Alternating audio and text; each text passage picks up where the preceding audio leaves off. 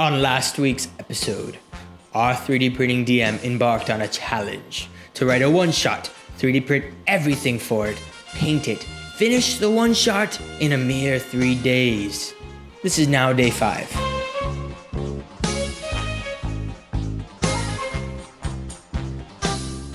Hey there, I am Danny, the 3D Printing DM. Welcome to another episode of 3D Printed Tabletop, a channel where we cover all things 3D printing for your tabletop games. Today's episode talks about finding and choosing the exact models that I needed for this Game of Thrones inspired encounter, why I chose those in particular, printing, painting them, and a little bit about how they work in action and why I needed to print as many as I did. Some of this was recorded last week, so if you see me kind of changing clothes in between, I'm just editing it for clarity and for you to be able to kind of understand the story of what's going on the mini side of things, because last week's focused on the terrain and the board and the set, whereas this week is focusing on the models and why I chose to do what I did with them, which is the second part of this challenge. If while you're watching this you think, oh, this is an awesome idea, Danny, you need to make this, go ahead and leave that comment when it comes to you if you're watching, and I'd love to hear it. Let's get to monsters. So there's no question, if we want to model these mini monsters after the scene, then we're gonna need some criteria, some definitions. We need at least the following. We need whites, which if you look on the show, they're both skeletal whites and these more fresh corpsed whites, right? And they use all kinds of weapons. They're wearing all different types of armor and clothes, swords, axe, spears, everything. Number 2, we're gonna need some type of like White Walker, which are gonna be like mini bosses for us, or bosses, depending on how we end up running that. And the third thing is potential giants. And I say white giants because, we see them later on. We don't see them there, but I can assume maybe there's a white giant somewhere in, the Night King's army or whatever. And he showed up to this party, if we want to throw that at our players too. So that's always an option too. Okay, so the first place I generally go for free monsters is Miguel Zavala, who's known as MZ4250 all over the internet, the guy who made the monster manual. But since we're on a deadline and I really don't want to be messing with supports if I don't have to, because of the time it'll take and the cleanup, and because of how many minis I need to print by this time, I need at least 15 undead. That's kind of my goal, which is a lot, but yeah, that's kind of my goal. I also wanted something with like a little more of a zombie feel a lot of the time, and I wanted something with thicker proportions most of the time as well. So that pretty much left me with one option right now in the community, and that is Dungeon Works. I know Fat Dragon Games has some skeletons, but I wanted zombies in addition to some skeletons too, and I wanted them to fit together.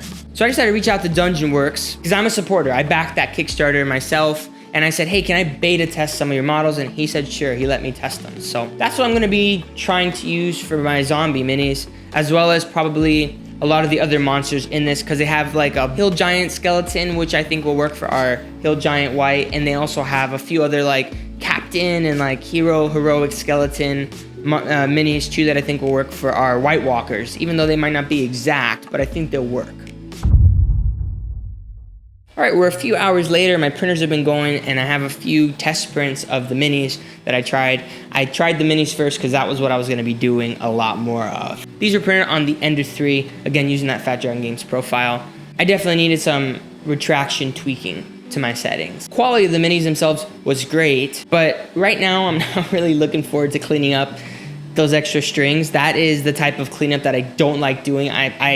That is more bothersome to me than support removal. That's just me.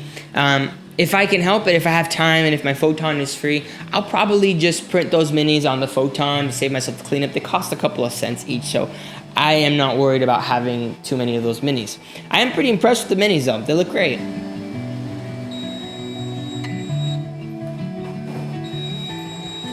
Photon just finished.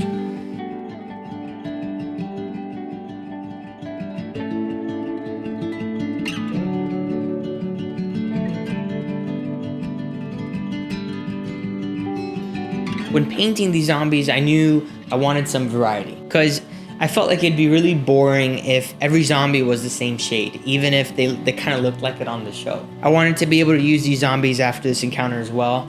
I'm not gonna paint so many of them only for just one specific moment. I'm gonna want to reuse these, right? So I also left out the base for most of these and painted it a plain black.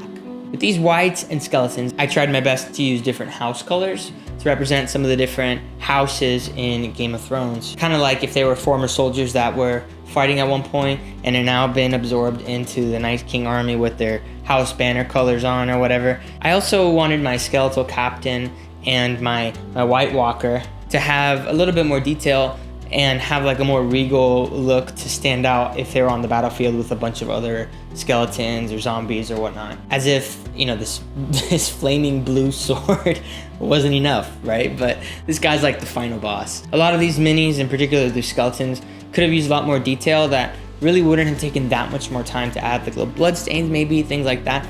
But I didn't really have a lot of time and I had to just keep moving for the most part. These were definitely tabletop standard for me. And you know, I could push these a little bit further if I wanted to spend a little bit more time with them, but I'm probably not going to because I have so much that I need to paint and print for the future. So these are gonna stay the way they are, and I'm pretty happy with that actually.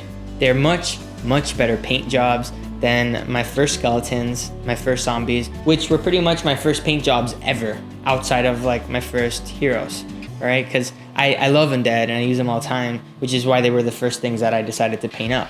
So that takes care of monsters. Now we're finally at probably one of the most exciting parts, which is our hero minis, the ones that the players will kind of get to choose from and have their character select screen and get to say what they want to play with. So I looked and I could not find anything that was like exactly what I wanted. I looked on the mini index, I looked all over Thingiverse, I looked all over Valandar's profile, who's kind of like my go-to for a lot of these types of minis. Typed in all these keywords, and I just wasn't really happy with what I was getting. So the closest thing I could find actually was our Ice Cultists. And I'm not saying that because we just made them, but I realized after that they have these like fur textures that reminded me so much of those kind of those capes that the Night's Watch wear. And so I thought with a little bit of modification, these would work. I didn't have a lot of time to be doing the mods myself, so I reached out to Valandar and I was like, hey man, can you help me out? Can you give me some different heads? He did it, and he was able to do it. He came through. So he put capes on my minis, and he also put on these different heads, and he gave them all similar swords, which is gonna be like our Night's Watch sword or whatnot, that are made really thick for easier printing. If you like this style of mini, I suggest you check out Valandar's stuff. And he's also got a Kickstarter running right now. He's got like a ton of orcs and goblins. It'll be worth your time. I'll put a link so you guys can check it out after the video as well. One thing I'll say about these hero characters, because we're not done making the hero characters, but I said that these White Watch were accompanied by some free folk who just wanted to make sure that they were behaving, and we're gonna have an archer, probably one of these like awesome like dual wielding women like you see in the show, and I was also gonna have another male like archer dude. I ended up having to make this hero on Hero Forge because pretty much all I found for like this type of model was like these super sexy chick outfits, and that's totally not free folk at all. And that would have really bothered me if I had that as my mini. So I just paid the money and made something on Hero Forge that was as close to Egret as possible, who I love her character.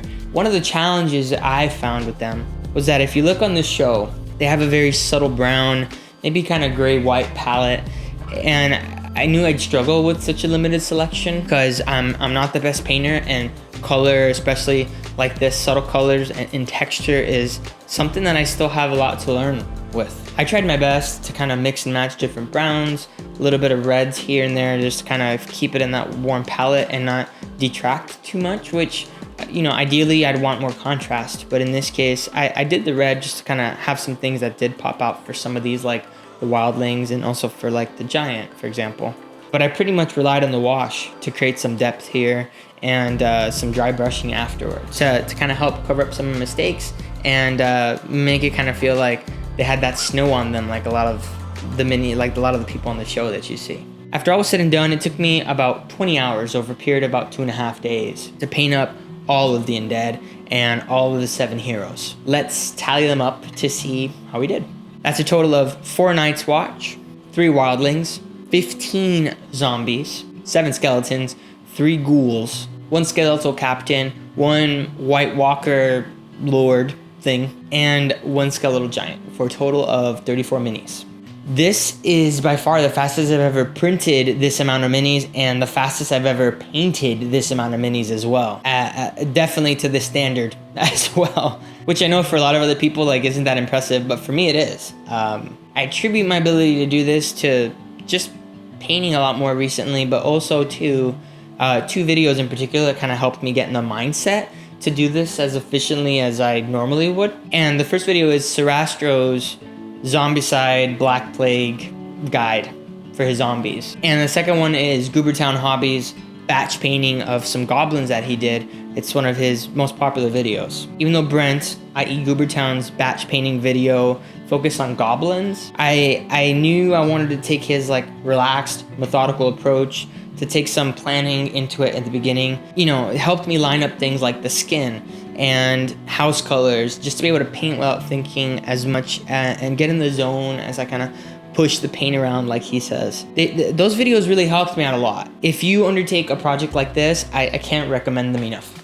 Now you may be asking, why so many? Like, you don't need like 30 undead minis. Well, I printed all of these because of how many whites could be on the field at once.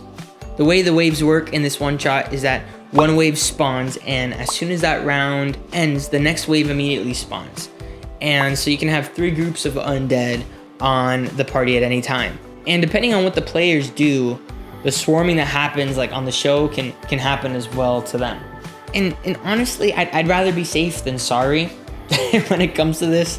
That's just kind of my style. But really, this is an insane amount of minis to print and paint in such a short period of time. I would never expect a normal, or especially a new person, to print or paint this many in such a short period of time. I would give this a month if I really needed to, but it worked to just go through them all methodically and kind of do like a batch painting style. That really helped me get through this quicker than I would have otherwise. This was a super fun challenge, and I'm really proud of everything that's come in this pretty much 7 day period, you know, that it took me to do all this. And I did a lot more than I thought I could, and I had much better results than I thought I could get at the end of it. Not that I didn't trust my abilities, but I've never done something this ambitious in such a short period of time, and it's cool to see yourself kind of growing like this. I hope those of you who are interested in using 3D printing as a tool to complement your tabletop games, whether it's an RPG or whether it's Warhammer, found something fun or valuable in this video or in this series of 2 videos. If you do play D&D and you're interested in the one shot, I definitely am going to release this at a later time. It's not quite ready yet, and I am going to release the Night's Watch minis at the same time. So if you're interested, just hang tight. I'm sure I'll share it with you guys on my Facebook and stuff like that when they do come out. So stay tuned. If there's another project that you would like to see me tackle, don't forget to leave that comment. And if you did enjoy this video, go ahead and give it a like, share, and subscribe if you aren't subscribed already to the channel. Love to see you here next week. Until next time, happy printing and happy gaming.